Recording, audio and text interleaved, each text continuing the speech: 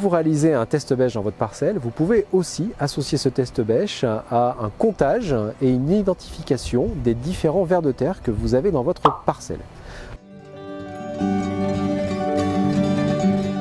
On a des vers de terre dits épigés, épis comme au-dessus d'eux, qui vivent à la surface du sol. Ce sont des vers de terre qui creusent pas ou très peu de galeries ou très superficielles. Ce sont classiquement ce qu'on appelle des vers de fumier ou de compost. Ces vers de terre-là sont très sensibles à la moindre perturbation mécanique dans votre sol.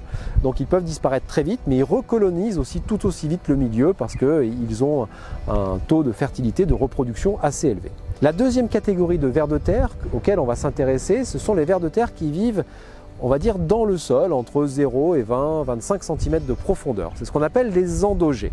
Alors les endogés, ils vont peu ou très rarement à la surface du sol. Ce sont des vers de terre souvent qui ont une pigmentation, une couleur de la peau beaucoup plus claire. On voit leur tube digestif par transparence, souvent, ou alors ils ont même des fois une couleur un peu verdâtre. Ces vers de terre-là, ce sont des infatigables laboureurs. Ils creusent des galeries, on va dire subhorizontales, dans tous les sens et se nourrissent de matière organique qui a été enfouie dans le sol. Ce sont des vers de terre intéressants dans le sens où ils restructurent le sol et aussi parce qu'ils sont finalement assez peu sensibles aux pratiques agricoles et notamment au travail du sol. La troisième catégorie de vers de terre à laquelle on s'intéresse, c'est ce qu'on appelle les vers de terre anéciques. Ce sont des gros vers de terre et qui vont connecter la surface du sol aux horizons de sol les plus profonds.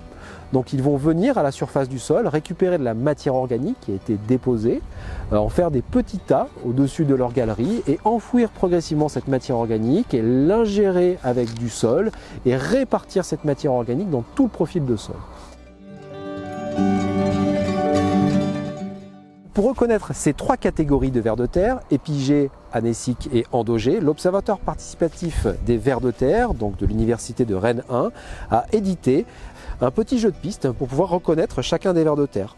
Donc on va partir ici du bas et en fonction de la couleur de notre ver de terre, on va suivre à chacune de ces questions. Donc petit à petit pour arriver à reconnaître les trois catégories de vers de terre. Et vous voyez qu'il y a plusieurs chemins pour y arriver.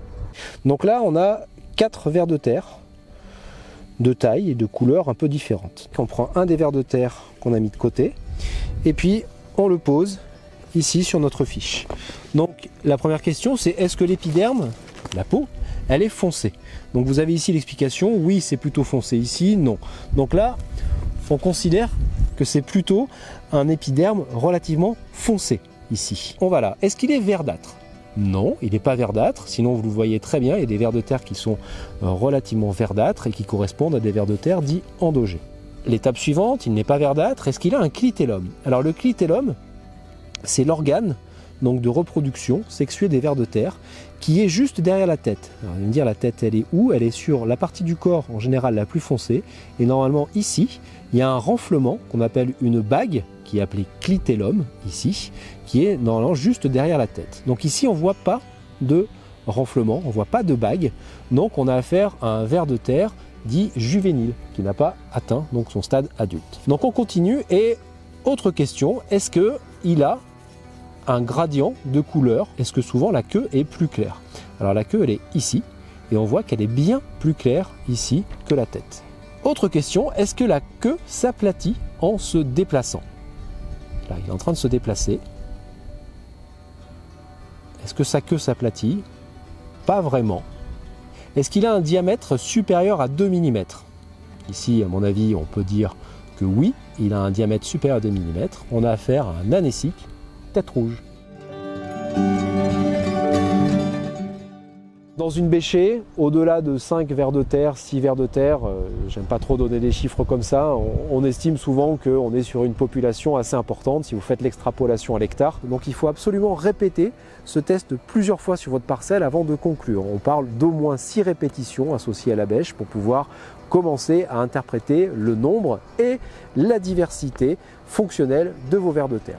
Il est intéressant d'avoir les 3 catégories de vers de terre qui sont représentées.